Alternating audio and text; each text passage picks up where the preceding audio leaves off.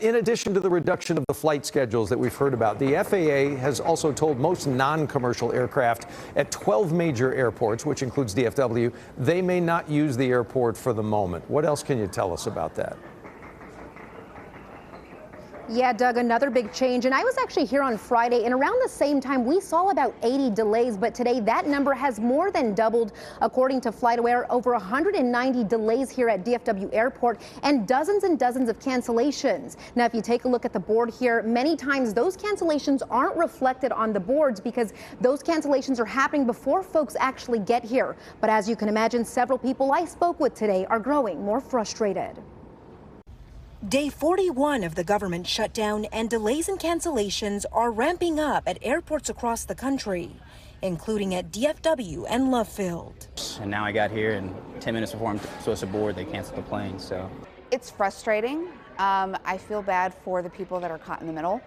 On Monday, dozens more flights were reduced under the FAA's new mandate requiring airlines to cut schedules by 10% because of air traffic control shortages amid the government shutdown. These shortages come as controllers and TSA agents continue working without pay. You know, the TSA workers, so it's nice that they're still here and they're still working for us even though they're not getting paid to do so.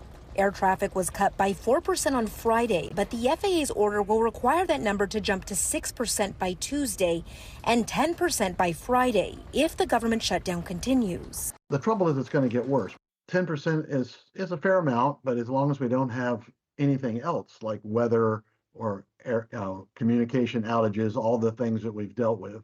But if you combine anything like weather with this, it's going to be significant. Monday, the FAA also closed most non-commercial air traffic at 12 major airports, including DFW. The people don't realize how many small airplanes are involved in our economy on a daily basis. So it'll affect everything nationwide. You won't realize it for a while, but these are responsible for a huge portion of our national business. While the FAA's order closes the airport to general aviation and non-scheduled aircraft, there are exceptions for emergencies, medical flights, and law enforcement. But with holiday travel fast approaching, Darby says time is running out for airports to bounce back. Assuming that the shutdown ends quickly. You know, if it's next week, it's going to be even tougher. And of course, if it's still going on, it's going to be a real mess. Now, I did reach out to UPS and FedEx to ask them how they're being impacted by all these changes, and they say that most of their flights operate at night, so they likely won't see any interruptions, and the FAA's order on non-commercial flights is in place until 6 p.m. tonight. At DFW Airport, Marissa Armas, CBS News, Texas. Seems like everybody's doing what they can to get through this, Marissa.